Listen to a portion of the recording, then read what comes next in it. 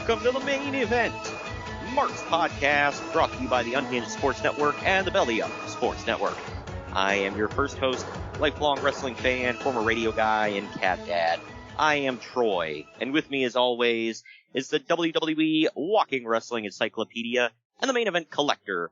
He's the James Storm to my Chris Harris. Sorry about your damn luck. It's Greg. What's up, Greg? Why the hell would you use the line? I guess I could have left it to you. Chris Harris doesn't have a good one. But why didn't you label yourself as Storm then, you idiot? I don't know, because you're not too bright, are you? Because you were always a big James Storm mark. Not that I didn't like him, but that was always like your guy besides AJ Styles, right? Still is. You don't know where the hell he is. Isn't he in NWA? That would make some sense. I don't watch NWA, so let's just say yes. Yeah. Last I knew, he was teaming with, I don't know, some other guy with a beard. I want to say Bram, but I don't think that's it. But one of them bearded dudes in NWA. I knew he was tag champ for a while, but one of the members of the Slapahoo tribe. Good lord. Yeah, and Chris Harris, man, was one of them. I think you and I both talked to us like we thought he was going to be a star, and then he just went to WWE, gained weight, and faded off into nothingness. They were like doing something with him in TNA too before he left. But still not paying him. I don't. Yeah, that's the only thing. I mean, I'm going to assume he went to WWE thinking he was going to be a star, and I guarantee they offered him more money. But Braden Walker. Well, yeah, we all remember that time where he stood at the top of the ramp with his hands on his hips. He owned the summer for a couple of weeks. Yeah, right. Well, today, ladies and gents, we're going back to 2005 again. Way back machine. We recently covered SummerSlam 2005. Now we're going back to September of 2005 to cover Unbreakable. This one... match. Yeah. Well, this one was one of them where, it was built around one match. There were a few that had some storylines to it. It's kind of fun to see where TNA was in 2005, especially compared to WWE that we just covered from August. The good old days. You say what? AKA the good old days. Yeah, right. Yeah, you and I were big into TNA back then, and this is a lot of the basis of our friendship right here too. So. Yeah, right. Yeah, because we didn't have a lot of friends that actually watched TNA back in the day. It was just basically you and I. Yeah, this event. LOL TNA, Well, of course. But this event, they used the name like one time, and then they retired it, and they didn't break it out again until like a couple of years ago. I might have been last year, actually. Yeah, I know.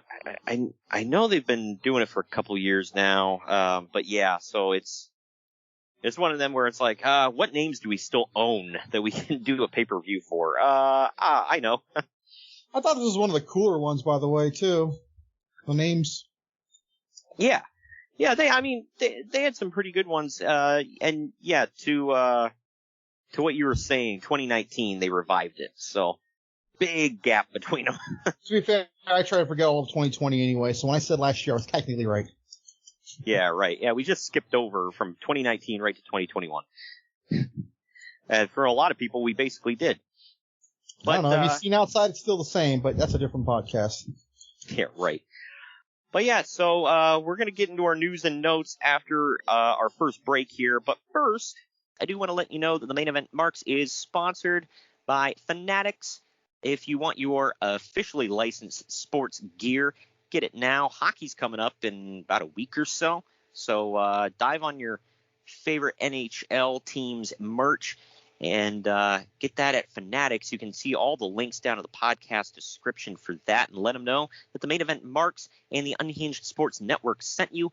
Also, we are excited to announce our sponsorship with Swift Lifestyles. Their clean energy drinks and focus enhancers, great tasting vitamins, and big brain nootropics that are made and shipped from the USA. Go to swiftlifestyles.com and use our special promo code MAINEVENTMARKS That's all one word, and get 15% off your order. Also, if you are listening on the podcast feed, thank you. Please like and subscribe and leave a 5-star review and all that good stuff.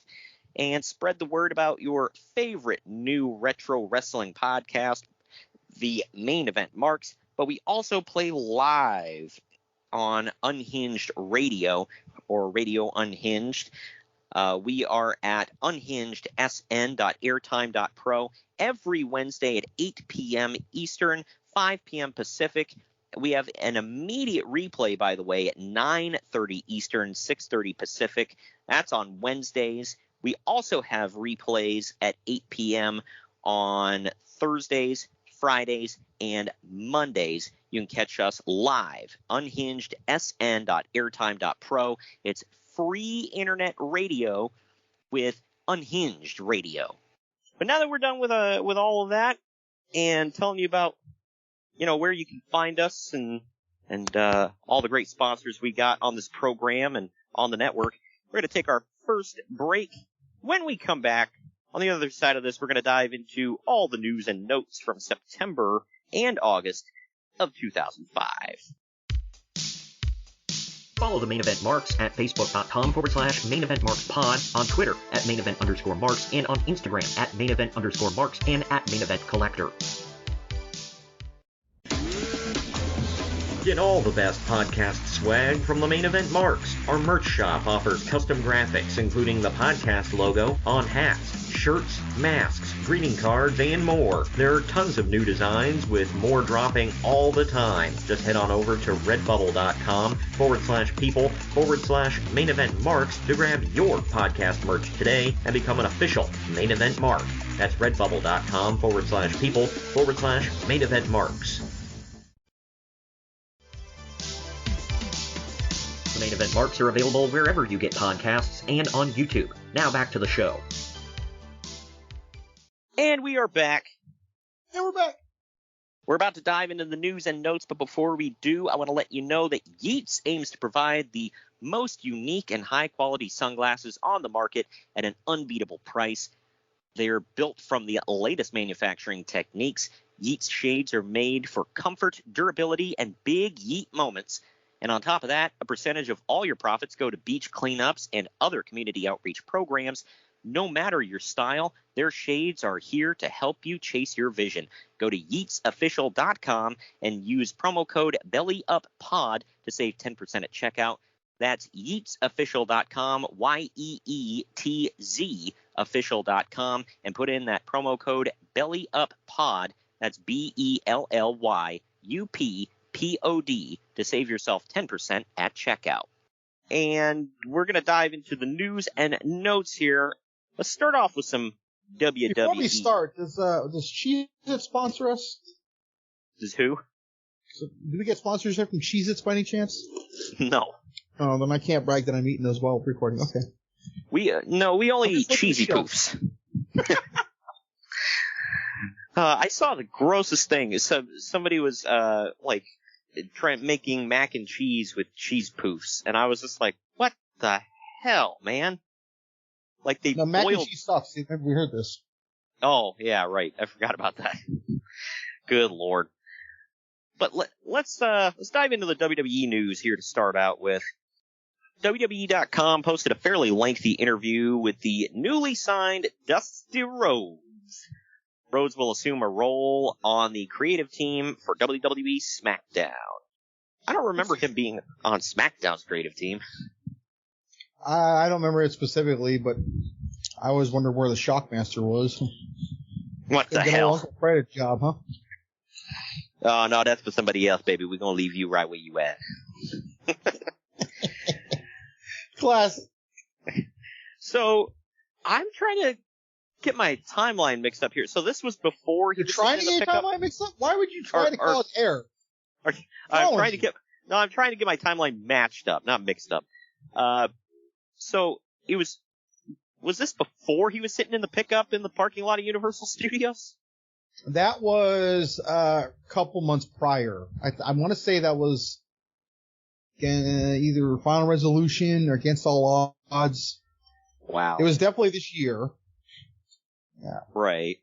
Well, I don't know. In my mind, Dusty was there a lot longer than he was. There being TNA? Yeah. So I think in reality, he was only there, half a year? No, he was there for quite a while. Just like they were always on weekly pay-per-view. Was it 04? It was 04, right? When they did late 04 when they did the Director of Authority vote? I think that was at Bound for Glory, or not Bound, Victory Road, the very first pay-per-view. The very first 3-hour pay-per-view, I should say. Okay, because I remember that vote, and I knew it was around the election, like the presidential election. And that was in 2004, so yeah, that was it.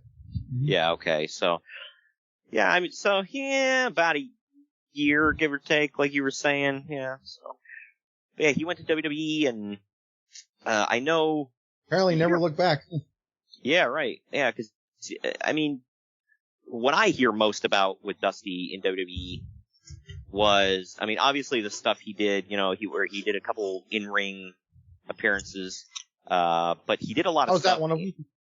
Right. But he also did a lot of stuff with, FCW and NXT. Mm-hmm. So, I mean, cause if you listen to a lot of guys that came out of that system, they said that they worked a lot with Dusty on promos. Some, like Apollo Crews, said he got his name from Dusty.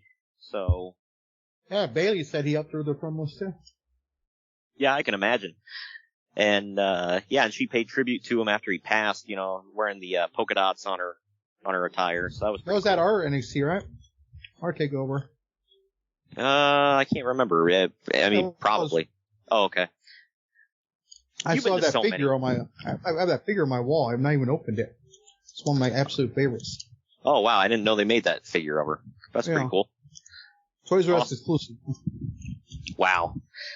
Tells you how old that one is. Sad. Anyway, speaking of legends here, hardcore legend and 3-time WWE champion Mick Foley says that he's coming back to WWE television. Foley confirmed that he has reached a deal in principle with WWE.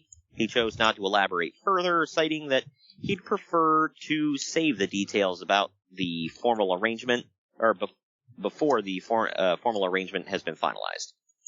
And Uncle Dave said, I don't know. I'm actually not getting news from Dave this week, so. Wow. No wonder why I feel like really chipper. Wow. Late 2005, so this is, building up to, WrestleMania 22, I want to say? Yeah, that'll be the hardcore match. Yeah. So, that's what he's coming back for. Him and Edge. It gets a lot of mixed reviews, but I love that match. Yeah, I mean, I can see why people would feel either way about it, but I mean. I usually hate hardcore wrestling too, but I don't know. Something about that match is like the exception. I thought a lot of stuff for it was cool. Edge really, I mean, I feel like that helped add to the rated R superstar persona. It was cool stuff. The stuff he did with The Undertaker later on.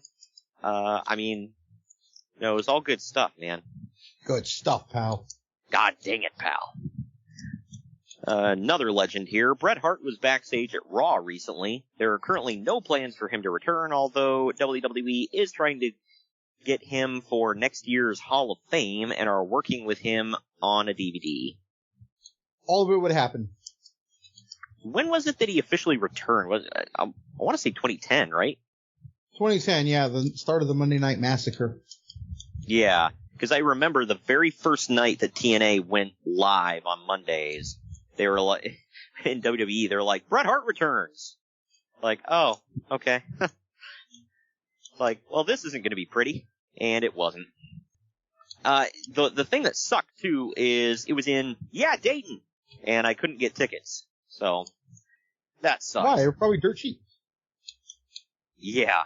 No, they sold out pretty damn quickly. And I was pissed. But. Was the internet around that time? Yeah. Then it wasn't sold out, trust me. Yeah. I can't remember the circumstances of why I know it was sold out, and there was some other, like, I had to work or something like that. But yeah, I really wish I could have won. No, But damn yeah, it, so- you were sick. Wow. But we were about less than 5 years away from his official return. You're right. You know, he does get that DVD. And it was 2010 when he went to the Hall of Fame, though, right? No, 06.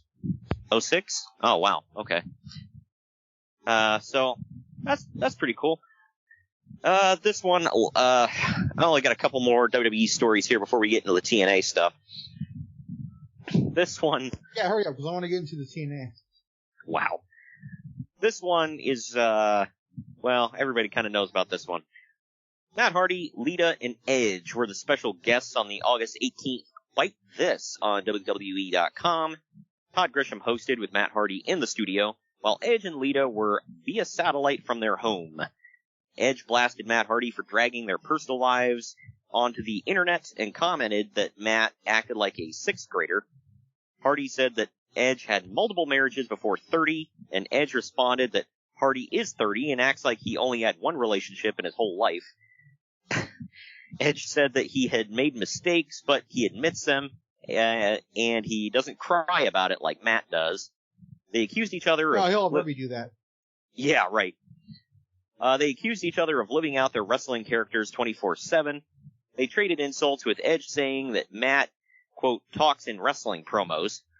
It ended when Edge said that it is time to, quote, nut up or shut the F up, and then walked off with Lita. Hardy then said that no one can stop him from hurting Edge at SummerSlam. He called him a piece of excrement and a lying scumbag bastard. He said that Edge, he was Edge's worst nightmare, and he would show it at SummerSlam. Well, He would show that Unforgiven. yeah, right. Yeah, SummerSlam, now with the archives, by the way. That match, didn't exactly live up to the hype. I'll just put it that way. I mean, there was a lot of blood. I but, mean, my issue with it was there was SummerSlam. Like, if you're going to do something like Right. that to build something, why would you use SummerSlam for that? right. You figured it would be the other way around, where that would happen, like, at like Unforgiven or some throwaway show like that, but, nope. This one is more of a, I guess I do have a few more WWE stories now that I look at it here, but this one is more of a, I don't know, I'll get into it. As of late, Shawn Michaels has been becoming a regular at WWE production meetings. HBK recently spoke his mind on the creative team's apparent failure, in his opinion, to have anything better for him than Chris Masters after his loss to Hogan at SummerSlam. However, despite his opinion on the matter, Michaels has handled the situation professionally in a manner comparable to that of his handling of the Hogan SummerSlam feud. That was professional? Yeah. Okay. Yeah. Like, I seem to remember him being a Super Bowl that night. But, I don't know. I mean, the match was good, though. If anybody goes back and listens, like, you know, we don't crap on the match. I mean, we talked about it. It's like, you can see he was overselling, and yeah, I could, you know, whatever. But all in all, I don't think it took away from the match. Like, I might argue it added to it. right. And I compared it to he was selling like Lex Luthor sells for Superman, but All right. but all in all, it was pretty good. I will say, I don't know. You can look at that either way. It's like, well, they don't have anything better for him than Chris Masters. Like, yeah, but wouldn't they be using him to get Masters over, or to make Masters look better? Like, I don't know. If I remember right, that match was good. Yeah, I don't remember. I'd have to go back and watch that one. I'm sure it is Shawn Michaels. And I don't know. How do you feel about Chris Masters? I never hated him. I thought he was really good. Until he got off whatever the hell he was on and lost all that weight and started being horrible. Well, I guess he's doing pretty good in NWA right now, so. He's out here in a couple of weeks, I think, and thinking about going to that show, actually. Oh, what's he wrestling on? BTW. Yeah. Oh, okay. Cool. The other Bay Area company. The company that's only thing is they made Bailey. Literally Wow. it. They are not Nice. APW. I need to point that out. They are not. Nice. Yeah, so they're not the ones that, are getting all their talents snatched away. All right. Nobody wants their talent. They got one guy. His name is Sledge. He's in Ring of Honor now. He came from BTW. Ah, nice. If anybody By the way, watches Ring of Honor still, I don't know. Great. Now that I'm thinking of it, by the way, I just looked back real quick to skip back to what I was saying earlier about the NWA tag titles. It was James Storm and Eli Drake were the tag team. Who's Eli Drake, you ask? Yeah, right. L.A. Knight. Yeah, right. Yeah, he's currently in NXT 2.0, well, technically 3.0. Let me talk to you. Yeah, right. Oh, why I love it when he says that. Here's one for you, man. I knew you'd, I know you'll like this one. The new WWE character who debuted at the SmackDown tapings as a representative of the UPN network was played by current WWE developmental talent Brian Black. Black was signed to a WWE contract this past March and has been working with Deep South Wrestling. Anybody remember his name? You get a cookie. Yeah. I'll give it 5 seconds. 4, 3, 2, Palmer Cannon. Yeah, that crap.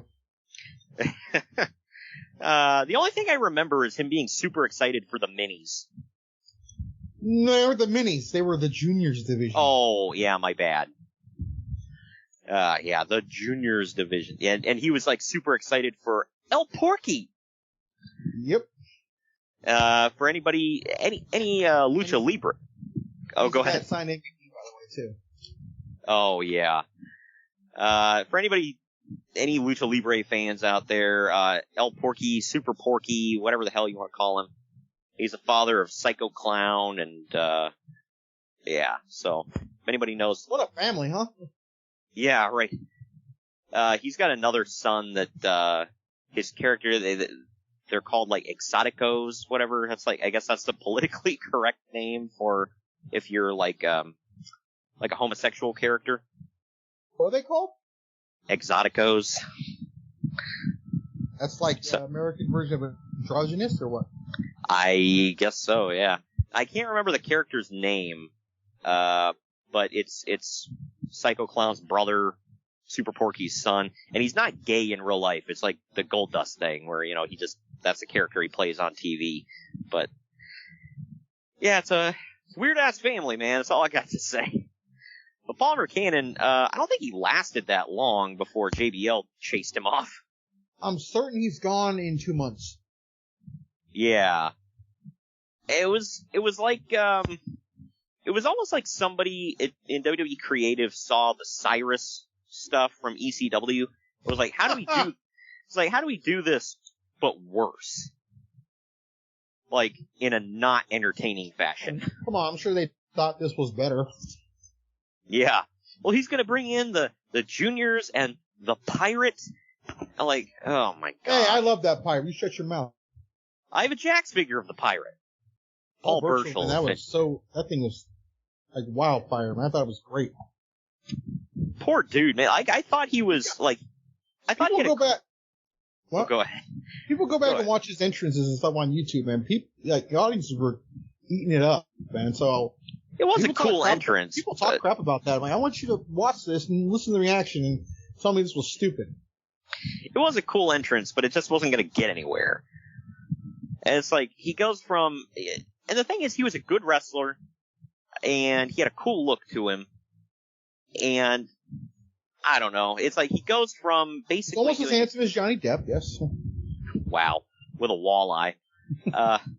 But he goes from basically doing an incest character where him and his sister made like well, not real life sister, but on screen, made creepy ass comments about each other. He goes from that to the Pirate. Like, this guy can't catch a break. I feel like the thing with Katie Lee was later, actually. Was it? I think so. He went from just being, I think he was, wasn't he just Benoit's, guy? Like he was, like, trying to motivate him. No, that was, I'm not going to tell you the guy's name now, but he looked like him, but he had black hair. Gunner Scott. Yeah, okay. I thought that was him. Okay. No, you take Paul Burchill and you make him American. There you go. Cool. Yeah, roll tide, man. Here's the one. Yeah, man, if that last one didn't get you, this one will. Rob Conway is in for a major push as WWE management is very high on his looks. Yeah, his looks. Just look at him. Yeah, right. They're already starting to push the Conway gimmick, and they feel that his character has a ton of potential. They've got a lot of work to do, judging by the current crowd reaction that he's been receiving. You don't say. You know what's funny? It didn't dawn on me until I don't know why the hell I was thinking of this, but like maybe a couple months ago, when they did this stuff with him at the exact same time, they took Sylvain Grenier and made him like the model, right? Yeah. So is that the thing? They just saw these two French dudes, like, oh, we're gonna make them like they're. Oh, I guess he's not French, but he's a French sympathizer. Yeah, whatever.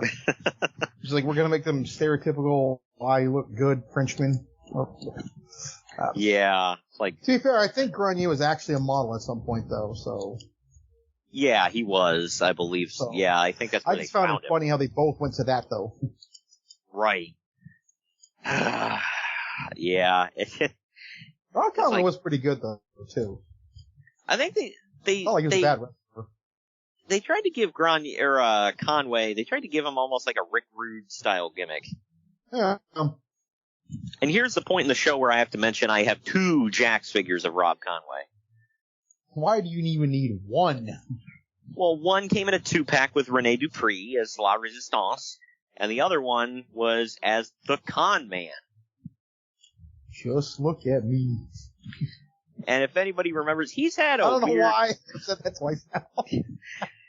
He had a weird career trajectory, because in OVW, he was in a tag team with the future Eugene. He was Nick Dinsmore. They were the Lords of the Ring. And then was Simon Dallas Page. He won that one. Wow. And then he goes to WWE and he's a French sympathizer. And then he does the con man thing. And then he goes to the NWA and he's Iron Man. I think that was his nickname, Iron Man Rob Conway. And he was the NWA champion for a while. Forgive me for not knowing this, but his real name was Rob Conway? Yeah, I believe so. Yeah. I didn't know that. Yep. Hey, you learn something new every day, man. I'm full of facts about Rob Conway. Yeah, clearly. I don't think you should be bragging about that. Hey, you're supposed to be the walking wrestling encyclopedia, all right? So I just assume everybody has a made-up name, okay? Jeez. Well, how dare you not know more about Rob Conway? Sorry, I'm kicking myself now. Yeah, he's the one you need encyclopedic knowledge of. And yes, his real name is Robert Thomas Conway Jr. I don't know why it sounds like a freaking lawyer to me. Robert Thomas Conway Jr. Esquire. For the defense, Your Honor. Right. All right. This one is WWE bleeding into TNA. Many people within the wrestling business, both in WWE and TNA, are wondering what Chris Jericho is up to after placing an image of himself on his official website standing beneath a TNA logo, doing his usual wrestling pose. What makes the situation interesting is that this comes only days after an angle was shot on Raw this past month, where Jericho was, quote, fired by Eric Bischoff following a WWE Championship rematch against John Cena. Jericho's bio was quickly removed from WWE.com after this angle hit TV, and rightfully so to match up with the storyline. As we all know, however, the situation is a bit different than a typical WWE release. Jericho's short-term contract extension he signed last month with the company expired following SummerSlam, meaning that he's a free agent at this time, and he could legally go to TNA if he desired. I feel like we've seen this one before. Yeah, right. Well, spoiler, nope, he just went on tour with Fozzy, and I don't remember when he came back, do you? Let's see, was it 2007? Right before the Survivor Series? Wow, he was gone that damn long? Or was it after the Survivor Series? Whatever one, yeah, he was. Yeah, I came back and feud with Orton. Yeah. Wow. And that went into a feud with JBL, so yeah. So he left in 05 and at the end of the summer of 05 and didn't come back until like after the summer of 07? Yeah. Holy hell. Yeah. Well, that is correct. I'm looking right here. After a 2-year hiatus. I don't need to look, but whatever. Wow. Well, you're supposed to be the encyclopedia. I just said that. After a 2-year hiatus, WWE promoted Jericho's return starting on September 24th, 2007 episode of Raw. Hold on. They didn't advertise his return. They advertised somebody coming. Yeah. It was a 15-second cryptic binary code video, similar to the Matrix Digital Rain used in the Matrix series. I remember that, and then that started the whole break the code thing. Yep. Alrighty.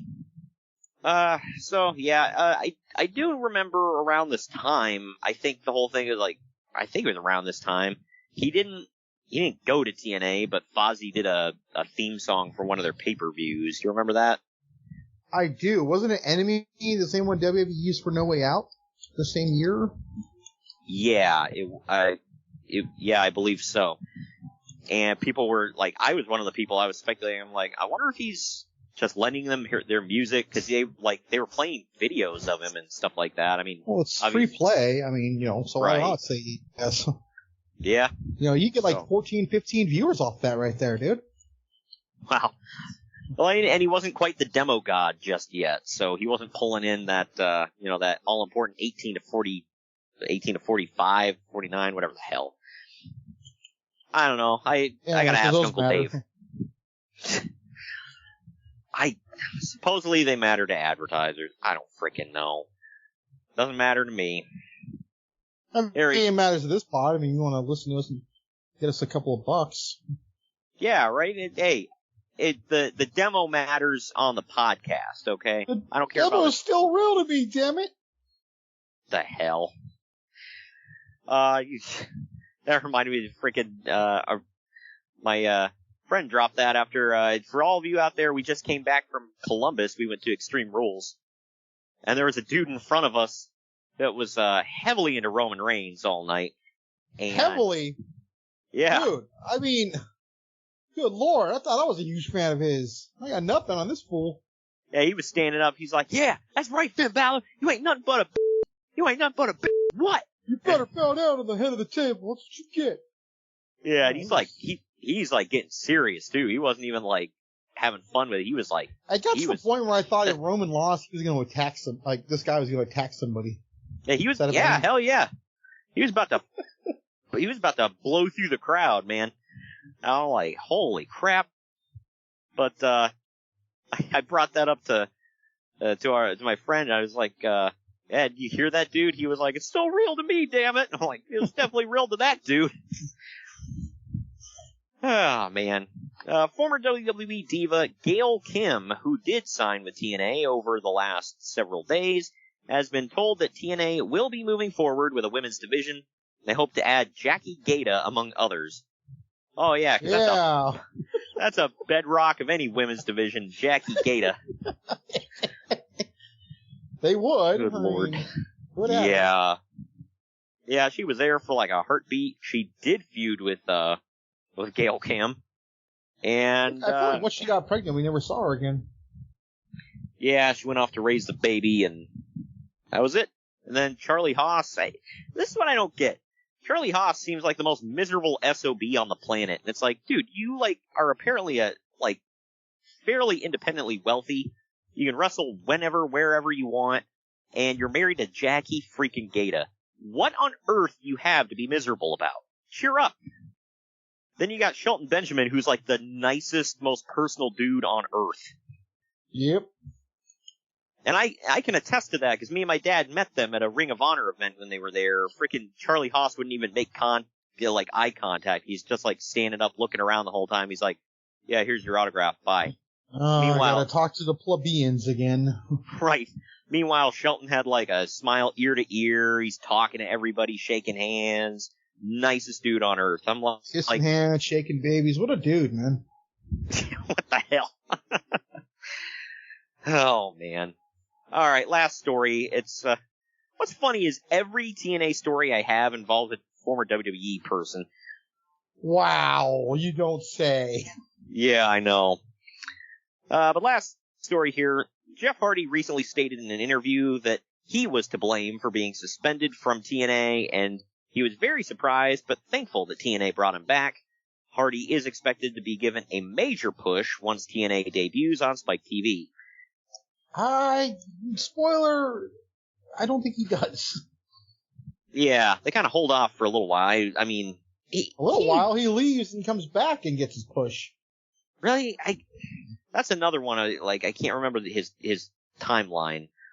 Yeah, because I mean, he's on the show that we're about to talk about. By the way, I mean, he will be there for a little while longer. He for long here. Yeah, he pops up August 4th, 2006 in WWE. Yeah, so. Yeah, but yeah, I mean, this story could be any time, dude. He was suspended from TNA. Going off of Eric Bischoff's podcast, Dixie just loved Jeff, so yeah. Outside of murdering somebody, he would always be there. Yeah, I guess she had a soft spot for him, and she just kind of felt bad, and I get it. Plus, I mean, he was a big star, but whatever. Anyway, that does it for the news and notes. You ready to get into the event at hand? I actually am this week. I'm excited. All right. Yeah, well, we're going to take our next break. When we come back, we're diving into Unbreakable 05. Right after this.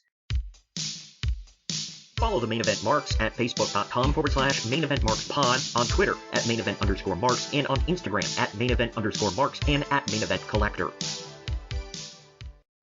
Good morning, good afternoon, good evening, and good night. My name is Thomas, and what's your name? I'm Alan. Alan. Oh, yeah. We're brothers. That's right. Yeah. Same mother and father. Your room was... We shared a room. Shared a room. We shared a room. Thought I knew your face. Yeah, we go way back, mate. Yeah. We should do a podcast then. We have. We do a podcast. We do a podcast. What's it called? The Broadcast. Yeah, that was planned. Yeah. Well. What do we do? Well, we cover all different things in the world of pop culture. We're talking about comic books, we're talking about professional wrestling, and we're talking about movies. Go back and watch classic retro wrestling events, the likes of WWE, WCW, and if you do like that, you can check us out on Apple iTunes, also on Podbean, Anchor, and on Podknife. Also check us out on Twitter at The Broadcast. That's BROKAS. There. Nearly stacked up the ending. Yeah, it's alright. Good on you. Yeah. Instagram also at The Broadcast Podcast. Remember, we don't spell it with a C. We spell it with a K. Sorry, mate. Take it easy.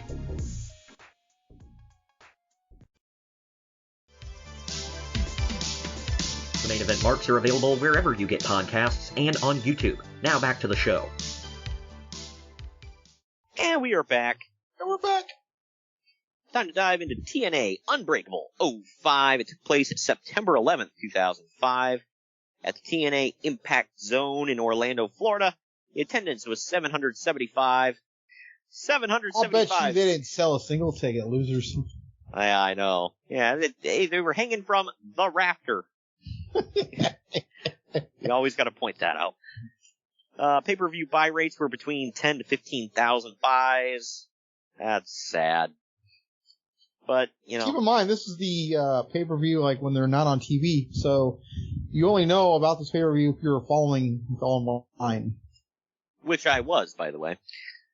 Didn't you have to go to their, you actually had to go to their website to watch, too?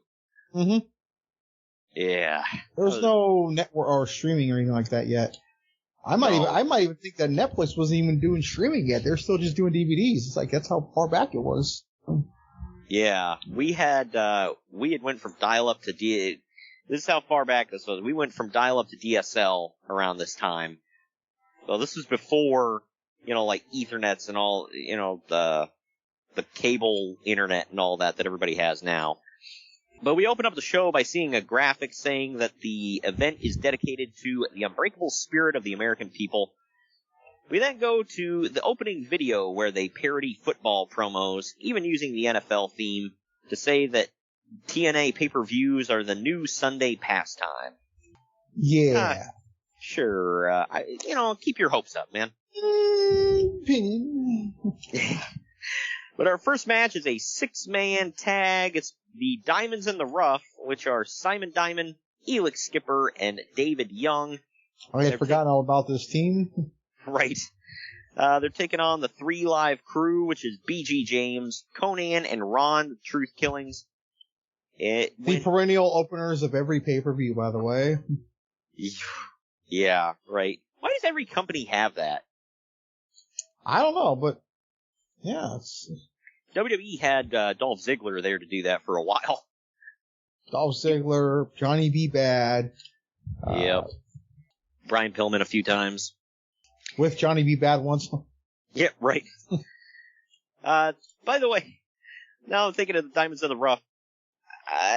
Do you remember, this was before, I think this was during the pay-per-view era of TNA, where they were doing the weekly pay-per-views. They had ICP there for a while, and they did a gimmick where David Young didn't want to wrestle them because he was afraid of clowns. Yep. So freaking stupid. This was also in the middle of the David Young can't win a match thing, too. Yeah, I remember he was just basically a jobber. But this one went about 4.5. I don't count it as a jobber, actually, when the whole thing is they can't win a match. I think when you start acknowledging that, it becomes something else.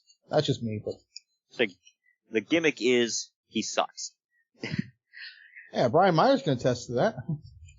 Right. So this one went just shy of 4.5 minutes. In the end, Conan takes off his sneaker and whips it at David Young's chest. Forgot that he used to do that. Before hitting... Because Mexican, bro. It's right. okay, I can say that. I'm part, so it's fun. Do they wear Although Jordans? I never did that as a Mexican. Right. Is that a thing? They just take off their Jordan and whip it at somebody? I don't know who the hell would be throwing those expensive shoes, but maybe. Right. Yeah, that's what I'm thinking. But he then hits a kneeling facebuster on David Young for the pinfall win. Uncle Dave gives it a star. I give it a 1.5 stars. What say you? Gave it 1. I was bored. I was like, this is not how you open a show. Nah, this kind of sucked. If I had already seen this show and didn't know it was coming, to me this would be a really bad omen. Right. In my opinion, the next match should have opened the show, but we'll get into it. We now see footage from the pre-show where Monty Brown interrupted a match to say that he wants to take on the winner of tonight's NWA title match. Jeff Jarrett then comes out to ask why Brown is out there, even though I thought it was pretty obvious. And Kip James slides in to stand between them. Jeff Hardy then rushes to the ring and takes out Jeff Jarrett. Kip helps Jarrett to the back. So I guess Jarrett, Monty Brown, and Kip James are all kind of a unit, sort of. I don't know. Whatever. This next match A hell of a unit, though, huh? Yeah, right. You got Billy Gunn. Got some money players in there. Billy Gunn, Marcus Corvon, and Double J. Hell yes. Just call them smooth. Good lord. But up next, this is a match I feel should have opened the show. It was Austin Aries versus Roderick Strong in the perennial, hey, look at these ROH guys that we have match. It went 8 minutes. This was before Austin Aries found a personality and before Roderick Strong got in shape. But it's the leader of the Diamond Mine and the crazy vegan. Yeah, right. Austin Aries ends up hitting... I'm not saying all vegans are crazy. I'm saying he is. Oh, well, yeah. And it's not because of the vegan... Well, yeah, it's definitely not because of the veganism, because he was an a-hole and kind of crazy before that, so I think it's just added to it. But Aries ends up getting the win off of a brainbuster followed by a 450 splash into a pin. Uncle Dave, I feel, way overrated this. He gave it 3.5 stars. I gave it 2.5. What say you? I gave it 2 as well. I was like, we've seen better. Definitely. From right. They were still pretty young. I thought it was funny Roderick Strong was still wearing his Generation Next shorts. So that's pretty far back in the Ring of Honor days. And like I said, Austin Aries really hadn't found any personality at this time. He was just kind of a guy that could wrestle. And be a dick. Wow.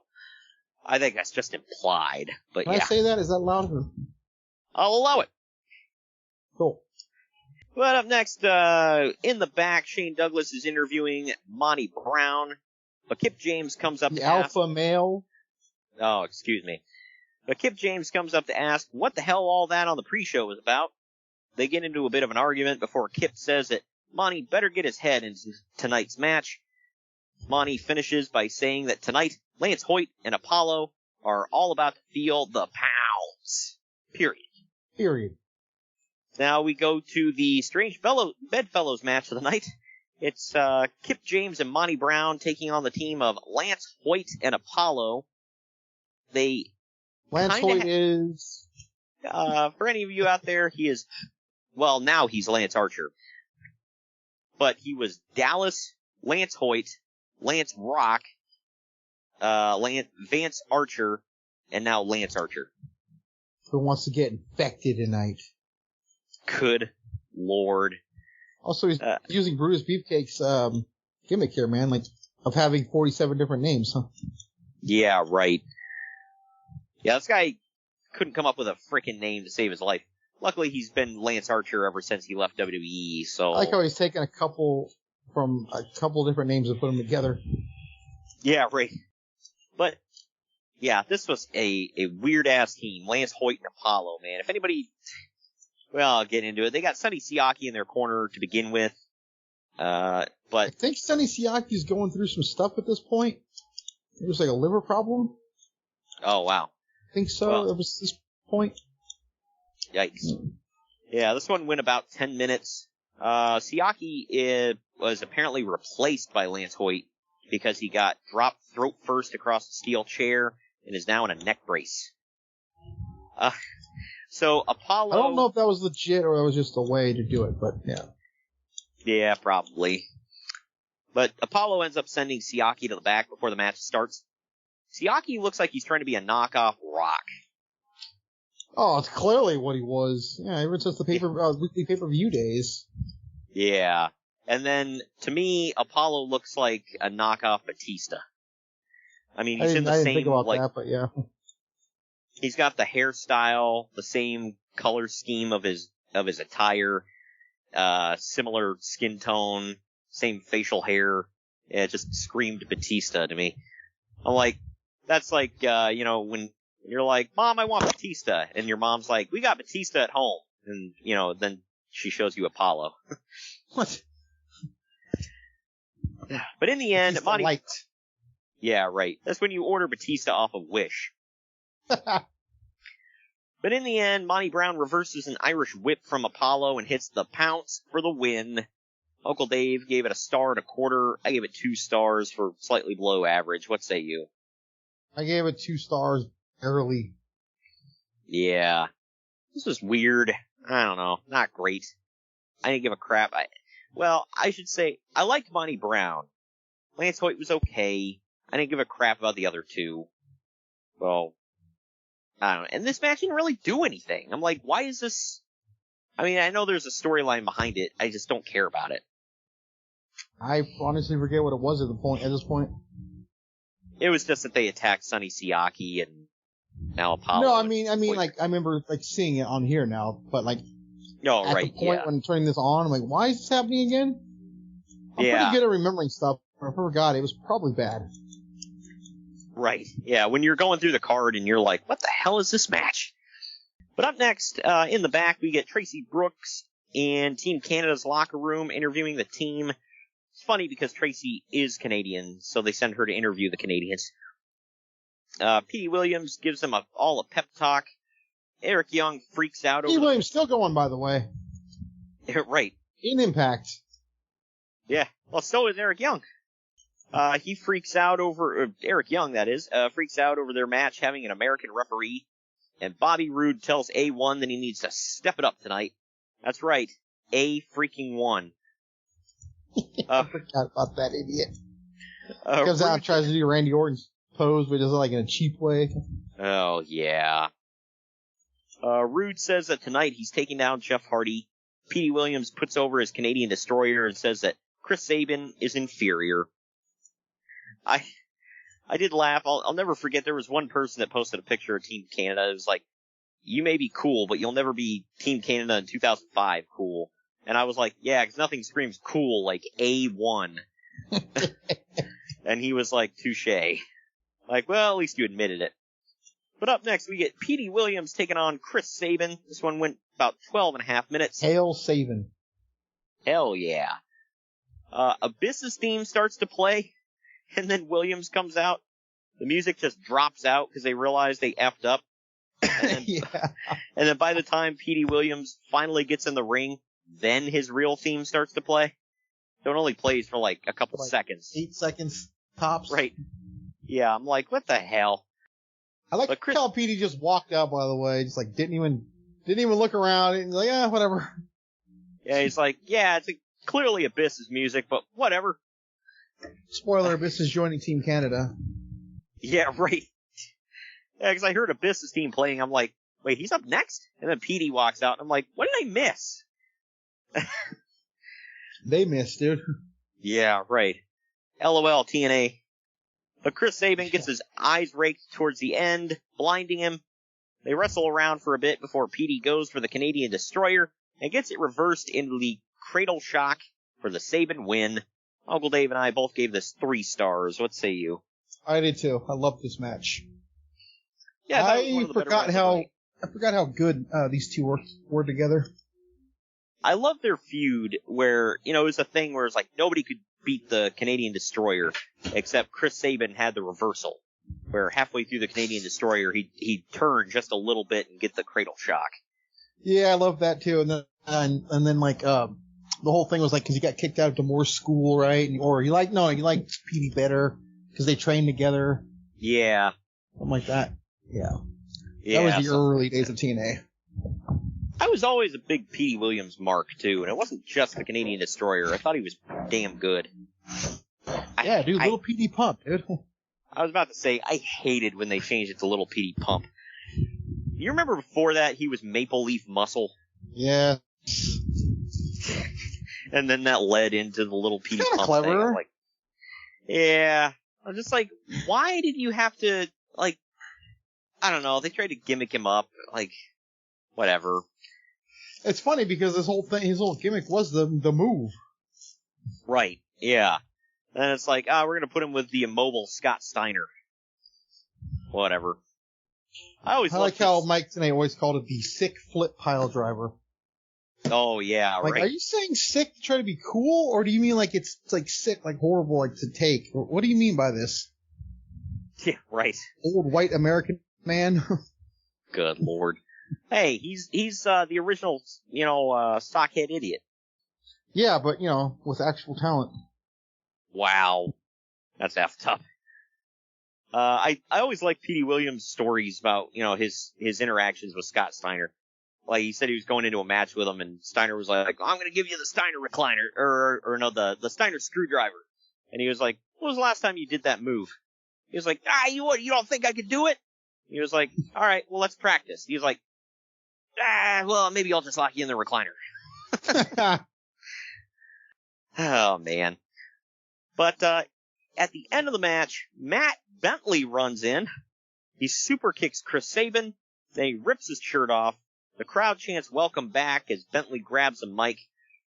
By the way, yeah, he's back as Bentley. He's not Michael. So. Yeah, I was going to say, was this when he left for a while and then came back after his name change? A while being a couple of weeks, I think, yes. Okay. So I remember the Gemini were they had just signed, but they were the Shane twins. They got signed to WWE, and one of them's legit name was Mike Shane. So they trademarked the name Michael Shane. So the fake Michael Shane could no longer use the name. So it's like, what do they go with? Matt Bentley. Oh, they went with Michael at first. Just Michael. Wow, I forgot about that part. It was terrible. Yeah. Luckily, if I'm correct, he was never on TV as that because this is during the dark months. So. Wow, yeah. So he came back as his real name, Matt Bentley. But don't worry, they made sure to tell you every night on commentary that was Shawn Michaels' cousin. Oh, well, yeah. Well, I mean, he does all of his mannerisms. He literally tunes up the band and hits the super kick. So I did like the name, the Head-On Collision. I thought that was kind of a cool name, but whatever. But he grabs the mic and he says that people thought he was headed north, but TNA is his home, then he's bound for glory. And then he announced that he'll be in the Ultimate X at BFG, and then he hits the super kick on Petey Williams before leaving. That infamous Bound for Glory X Division match is the one where the X fell, I believe. Really? Mid-match, yeah. So it fell mid-match, Petey Williams just won it, and then on the Impact after that, they had a rematch because they were like, oh, it was stupid, okay, whatever, we're doing it. X almost fell again, but it didn't. And then Holy hell. And Petey Williams still won. So I'm like, this whole thing was for nothing. Wow. You know. I like how he just comes back. He's like, he can come back and announce whatever the hell he wants, I guess. And when he was like, oh, people thought I was headed north. I'm like, who? Who? That's because you got someone up there you know or are related to. No. That's pretty bad. Like, if that was a thing, like, if he actually wanted to go up there and Shawn Michaels couldn't even secure him a spot. It's like, look, I'm not a miracle worker. And Bentley wasn't bad either. I liked him. It's just, I don't know. I don't know how far he would have went. But we now should have just kept him with Kaz, by the way, because he didn't do much after this, so. Right. We now see a video of James Mitchell saying that the NWA Championship Committee needs to heed his warnings because Abyss will destroy everyone until he gets his title shot. At one point, Sabu pops up to stop Abyss's attack on Raven, and apparently they've been beating up each other ever since. So, I didn't remember that Sabu just debuted when they weren't on TV. Yeah, it was like in August, I think it was. Yeah, lights go out, lights come back on, boom. Hey, it's Sabu. Well, kind of re-debuts. Oh, he was there before? Yeah, they did that whole pay-per-view where it was the first ever meeting between Raven and Sabu. They refused to fight because the Sheik told them not to. Oh, I remember that storyline now. Okay, yeah. Now you refresh my memory. It was not like crazy long before this. Maybe like less than a year. Ah, okay. Well, after I definitely know it was before the Fox Sports Network days. Well, not Fox, whatever. Yeah, before those days. Ah, okay. After Abyss and James Mitchell come out for the next match, Mitchell says that Sabu stuck his nose into where it doesn't belong, and now he's going to be taken out by the monster Abyss. The lights then go out, and when they come back on, Sabu is in the ring, and hey, we get a jump start, man. This was the jump start is an afterbirth, all the good stuff. Basically. This is the Monster Abyss with James Mitchell taking on Sabu in a no disqualification match. Win 11.5 minutes. Sabu jump starts the match. Tables, chairs, and thumbtacks are all used in this one. Sabu goes for a triple jump tornado DDT, but gets caught with a black hole slam into the tacks. This leads to an Abyss pinfall win. Uncle Dave gave it 2 3/4 of a star. I don't know what shaved off a quarter star. I gave it 2.5 for average. What say you? What shaved off a half a star? I just say average. It's right down the middle, Daddy. I gave it 2. I barely wanted to give it that, but I was into it at least. Yeah, I didn't think it sucked, but I've seen way better, like, from both of these guys, so I don't know. It was fine. But backstage, Shane Douglas is interviewing Alex Shelley and asks where his tag team partner Sean Waltman is. I had forgotten not the baby bear. Yeah, right. I had completely forgotten that these two were ever a thing.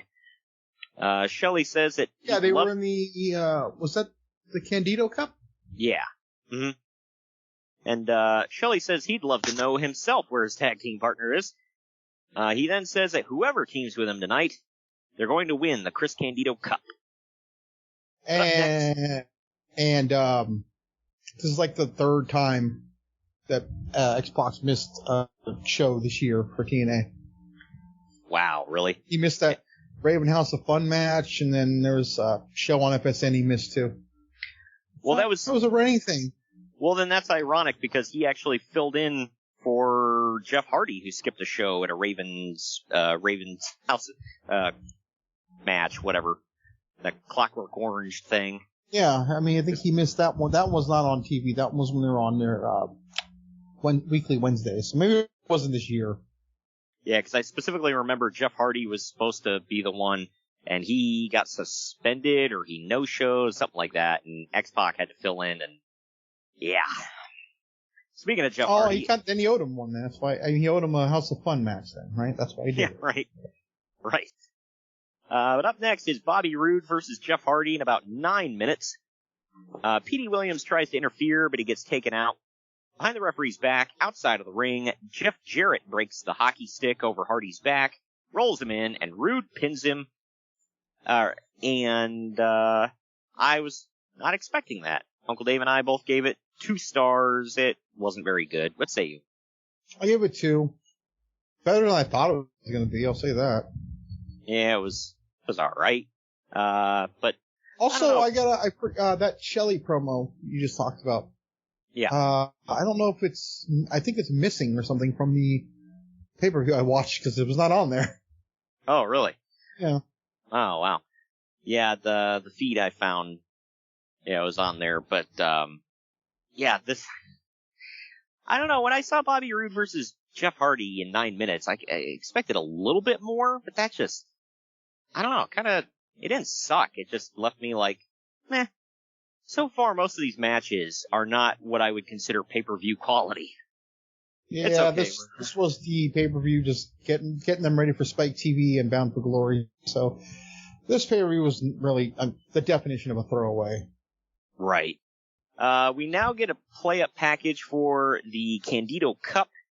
We then go backstage with Shane Douglas interviewing NWA Tag Team Champions, The Naturals, with Jimmy Hart. I forgot that Jimmy Hart ever managed them. I'm almost fairly certain Jimmy Hart was never on TV. Yeah, probably not. Which is funny because you always hear like Eric Bischoff joking about like he just had to get himself in front of that red light, man, like any way he could. But Hart starts to cut a promo, putting over the Naturals' opponents when they're interrupted by America's Most Wanted. AMW put over the Naturals, or how the Naturals have never beat them, and tonight won't be any different. The Naturals are clearly rattled and emotional before this one. So, we go into this next match. It is a 4-team elimination match for the NWA Tag Team titles and the Candido Cup. It's the Naturals, Andy Douglas and Chase Stevens, with Jimmy Hart defending against Team Canada, which is Eric Young and A1, Alex Shelley and no one yet, and America's Most Wanted, Chris Harris and James Storm. Went about 18 minutes. Partway into this match, when Alex Shelley needs to make a tag, Chris Candido's brother, Johnny Candido, hops the guardrail and randomly tags in as Shelley's partner. You know, 'cause you can do that. His flurry doesn't last very long, as he does an up and over into a low blow from Eric Young. Young rolls him up and eliminates Candido and Shelley. Behind the referee's back, Chris Harris goes for a suplex on Eric Young, and A1 breaks a hockey stick over Harris's back. Eric rolls Harris because up. Canada. Hell yeah, man. That's the second broken hockey stick of the night. Young rolls Harris up to eliminate AMW. It's now down to Team Canada and the Naturals. In the end, the Naturals hit the Natural Disaster on A1 for the win. No, A1 got pinned. That one shocked me. Uncle Dave and I both gave it 3 stars. It was pretty decent. What say you? I gave it 2. I thought it was pretty decent, but I was not into it. Also, I was like, X-Pac's just missing, or Six Pac. He's just missing, and all of a sudden they just happen to have Candido's brother there. Right. It just kind of screamed collusion to me. Right. That's why I'm like sitting there. I'm like, so did he actually miss the show? Yeah. So now I'm wondering. Like I said, I didn't hear that promo, so I forgot that he missed his show. Yeah, because they kept putting over, they were like, well, Sean Waltman's supposed to be here tonight, but, we don't know where he is. Like, I thought maybe he was attacked or something. That's what I didn't hear the promo with Shelley saying you missed it. I forgot about it. Yeah. But well, I was gonna say, should I save all the messed up jokes I could have for that one? A little bit. But backstage, Shane Douglas asks Rhino how he feels about going for the NWA title in a Ravens Rules match tonight. Rhino says that he spent the last 4 years in wrestling hell, where Hollywood bees kept telling him how to show emotion in the ring.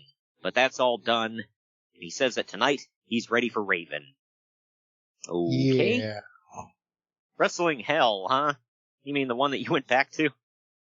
Did he get thrown out of there or something like that for, like, destroying a hotel room or something like that? Yeah, I know he got in trouble for, there was some dispute, and I think it was this time. So the moral of the story is he got in trouble and fired. They didn't just bring him back and then say, screw it, bye. Right, yeah. If you need a little part that you leave out there, but, whatever. Yeah, right. I think it was something about, like, him and his ex-wife got into a fight over custody of their son or something. He got mad and, like, threw a vase across a room in a hotel or something like that. I think he got charges from that. I can't remember, but seem to remember something about it. I'm sure somebody will correct me, though, if I'm wrong. They had the nerve to fire me for, almost doing that to my wife. He didn't. To be fair, he didn't hit her, but like. No, I guess it was over after a phone conversation, he just got mad and whipped a vase across the crowded hotel. So, yeah, at least he wasn't hitting anybody, but he was destroying property, so, They would bring him back 2 more times, so even after that comment right there. Right. Just saying. Just saying. Every time he went to TNA, he talked crap on WWE. Yep. Because the next time, he talked crap on them for, destroying the legacy of ECW or whatever, and said that it was worthless now, and he wanted to burn his title. Yeah, he did burn it. Well, he burned the quote title. Yeah, I was gonna say out in a sack that we couldn't see through. Yeah, he was. I was in one of those like carrying bags or whatever. It's like, yeah, I'm sure you really burned it, Rhino. Whatever. Anyway, this next match is our second to last match of the night. It's Raven defending the NWA World's Heavyweight title against Rhino in a Raven's Rules match, which had been renamed from the Clockwork Orange House of Fun match. I'm assuming they got a legal letter. This went about 14 and a half minutes. Raven comes to the ring New Jack style with a shopping cart full of plunder. I feel like booking ECW guys against each other was a Vince Russo wet dream, by the way. Rhino gets busted open within about 60... them to be idiots. Yeah. Rhino gets busted open within about 60 seconds. Not even exaggerating. Raven then gets busted open a couple of minutes later. Raven kept working Rhino's left ankle with ankle locks. Raven's lackey, Cassidy Riley, accidentally distracts the ref while Raven That's real. While Raven hits the Raven effect, and the ref doesn't count the pin right away. Later on, Jeff Jarrett runs in to hit Raven with the NWA title, but Jeff Hardy rips the title away from him. Raven then hits the Raven effect on Jarrett. Rhino goes for a DDT, but Raven reverses it into a Raven effect for the win. Uncle Dave, for some reason, didn't rate this one. I gave it 2.5 stars for average. What say you? I gave it 2 as well. Yeah. I find it funny, by the way, that Rhino would win the title on the next pay-per-view and then lose it on the next pay-per-view.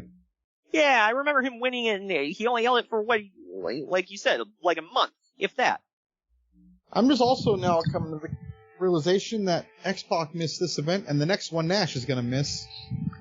And Scott Hall is notorious for missing pay-per-views. Yeah, right. That's kind of interesting.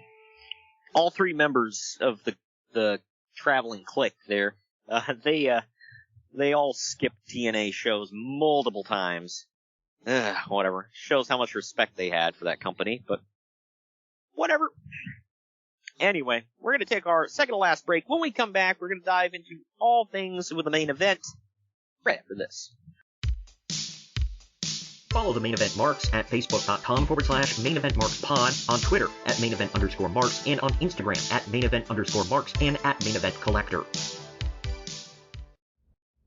FANATICS offers the world's largest collection of official sports apparel and gear from all the leagues, teams, and players that you love, including the NFL, MLB, NBA, NHL, NCAA, NASCAR, soccer, and golf. They even offer esports gear for the gamers among us. You can shop by brand, sport, team, or player. And if you sign up for Fan Cash, you get exclusive weekly deals. So head on over to fanatics.com today. FANATICS is a sponsor of the Main Event Marks and Unhinged Sports Network. The Main Event Marks are available wherever you get podcasts and on YouTube. Now back to the show. All right, we're back. Yeah, we're back. We get one hell of a play-up package before the main event that showcases the three-way feud between Samoa Joe, AJ Styles, and Christopher Daniels over the X Division title. I'll tell you what, I kind of forgot that Christopher Daniels was going into this match as the champion. Like, that's one beat. You wanted that Destination X in the Ultimate X match. And they were actually playing him up. Like, I really didn't expect him to win, but in the back of my mind at the same time, I was like, maybe he could, because they were really building him up at this point, too. But, you know, AJ would go back and forth between the X Division and the heavyweights. Samoa Joe. Yeah, they always made that a thing, too. AJ Styles is back in the X Division. Yeah, I know. His miraculous return to the X Division, I'm like, okay. I thought Joe was... I feel like he kind of fit, but at the same time, like, when he first came into TNA, I was like, dude, he's like twice as big as everybody in the X Division. Why is he doing this? Because it's about no limits. Yeah, right. But Tell me what the X Division is. Tell me what it is right now. Yeah, give me the elevator pitch. Well, it's not about no limits. Yeah, it's not about weight limits. It's about no limits. It's a cool tagline, but what the F does that mean? Oh, well, you know, it means, yeah, you know, limitless. Whatever. That's Keith Lee, dude. Oh, no, now he's Bearcat. Yeah, and he's apparently healed now, so let's see how that goes. Is he? I couldn't figure it out. There's a promo we cut after Raw that, yeah, he's clearly healed, but. Okay. That's a different story. Somebody on Twitter was like, well, he's no Bearcat Wright, but let's see how this Lee kid does. If nobody knows what that is, Bearcat Wright was like an old school black wrestler back in the day. So from like the territories. That's why I kind of chuckled when he came out. I was like, okay. And hey, I was like, he's not from like Cincinnati, right? So like, no, I don't get the Bearcat. That's what confused me. I'm like, okay, I mean, if you're going to debut a Bearcat, Cincinnati's the place to do it. But he's not from Cincinnati. Whatever. I don't know. The font kind of looked like the Bearcats logo too, so that's what threw me. I'm like, alright. And then when you said he's heel, I'm like, shouldn't he be cheered as a... I don't know. Whatever, as long as they're doing something with him, they can call him whatever they want. But, anyway. Imagine that, by the way, a guy getting another name, not losing a name. I know. At least they're not calling him Keith. All fear Keith. I don't think they're going to call Black Man Lee. It might just look weird. Right. But this was a triple threat match for the NWA X Division title. It went 22 minutes and 50 seconds. It's Christopher Daniels still too short. Yeah. It's Christopher Daniels defending against Samoa Joe and AJ Styles. The challengers instantly go for Daniels and beat the crap out of him for about a minute or so. Me sitting here naming the moves just couldn't do this match justice. In the end, Daniels goes for the Angel's Wings. Styles reverses it into a bridging pin, and he wins the match and the X Division title. Uncle Dave and I both gave this 5 stars. I'm sure you did as well, but I'll throw it to you. How do you not give this match 5 stars? This is one of the greatest matches in the history of pro wrestling right here. Yes. You've not seen it. What the hell's wrong with you? The fact that the fact that it took place in TNA in 2005 at just a random pay-per-view, I think that's the only reason why it would sink down some people's rating system. Because a lot of people, honestly, I'm sure, never saw it. I mean, they've seen it in retrospect, I'm sure. And any best of DVD from TNA probably has this match on it. I think all three of these guys' best of DVDs had it. I think Best of the X Division 2 or 3, one of the DVDs had it. Yeah. Yeah. Yep. It was a damn good match. Everybody should. Yeah. I mean, even if when I know the winner, I'm watching it back. I'm just like so into it. Yeah, it was great. No wasted movement between any of these guys. What? Real quick, what was that, on the apron, on the skirt apron on this? Did you see that? It was like a country singer CD, I think it was. Yeah. Yeah, don't ask and me. The reason I'm thinking about that is because I'm realizing that every time we see a highlight from this show, or this match I should say, you see that. Like, it's right up on it. And I just thought about it too. Right, yeah. So, I don't know. It's, that's why I was looking at that too. I'm like, I have no idea who the hell that is.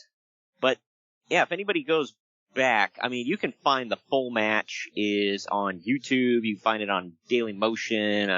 Impact, I'm pretty sure it's on Impact Plus. So, the whole event is on Impact Plus. So, go back and check that one out. It's an amazing freaking match, even if you don't watch the rest of the show. And well, no, this show is a one-match show. This is it right here. Yeah. And Wrestling with Regret, Brian Zane, he actually did a review of this whole show. If anybody wants to go back and check that out. You get kicked in the nether regions. Yeah, right. Because that's what he does. Right, yeah. Hey, Dick Kick City, baby. But after the match, the crowd's losing their minds, as they should be, and chanting for AJ as he celebrates with his newly won X Division Championship. And that's the end of the show. I think we should take our final break of the show. When we come back, we're going to get into the final ratings and tell you what's to come here on the podcast. Follow the Main Event Marks at facebook.com/Main Event Marks Pod, on Twitter at Main Event_Marks, and on Instagram at Main Event_Marks and at Main Event Collector.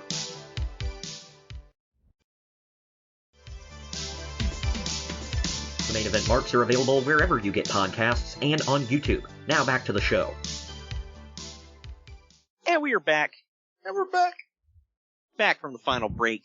Going into the final ratings here. Internet Movie Database gave this 8.1 out of 10. CageMatch.net gave it 8.27 out of 10. And that leads me to believe, the old adage of, some people rate based off the last thing they saw. Cause I gave it a 7.5 for a C plus maybe. What say you?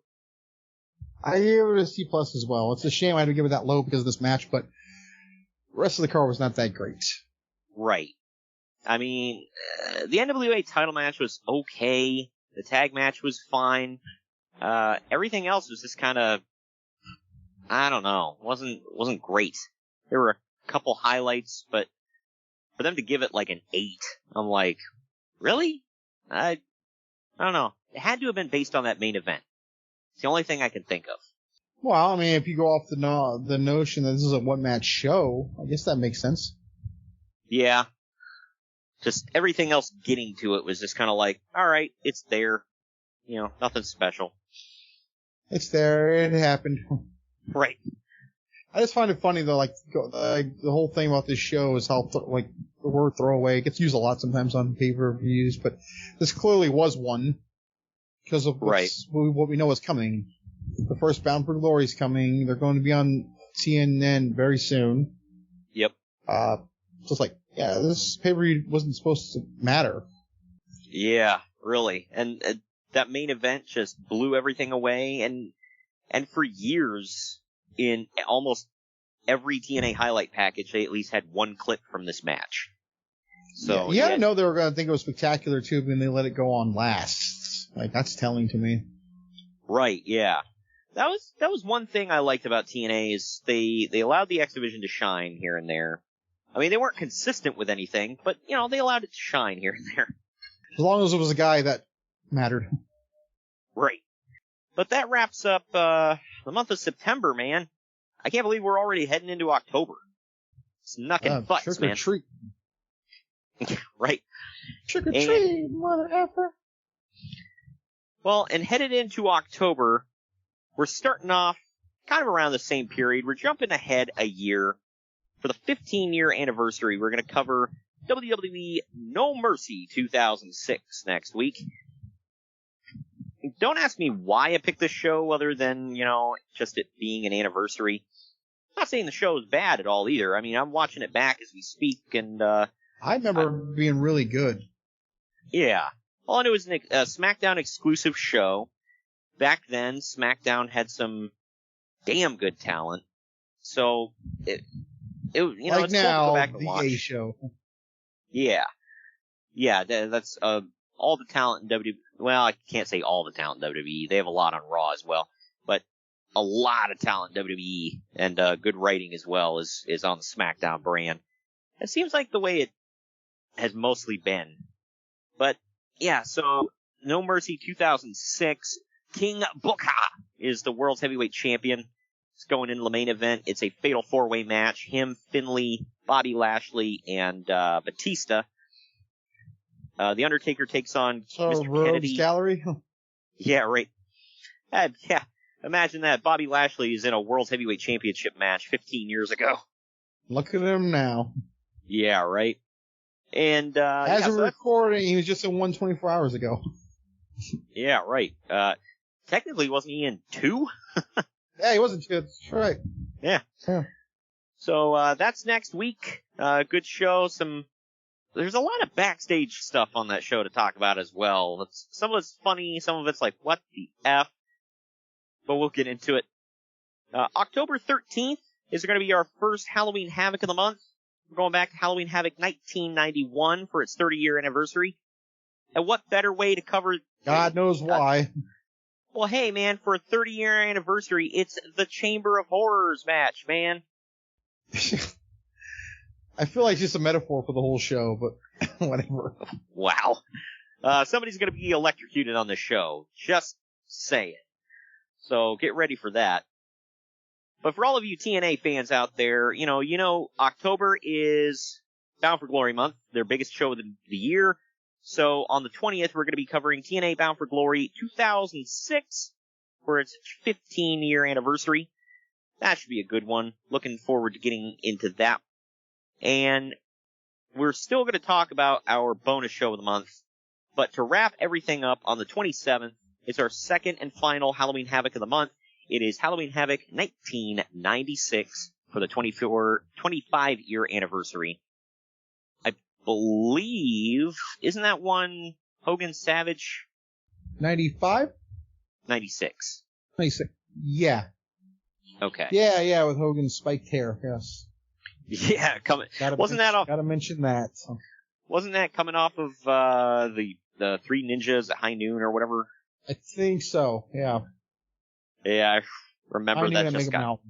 High Noon. Oh, okay, that's it. I remember that that movie got trashed, man. And that hair sure didn't help. It had Ernest in it from the Ernest movies. That was. Oh man, you got Ernest and Hollywood Hogan all in one movie. Hey, how 1996 can you get, man?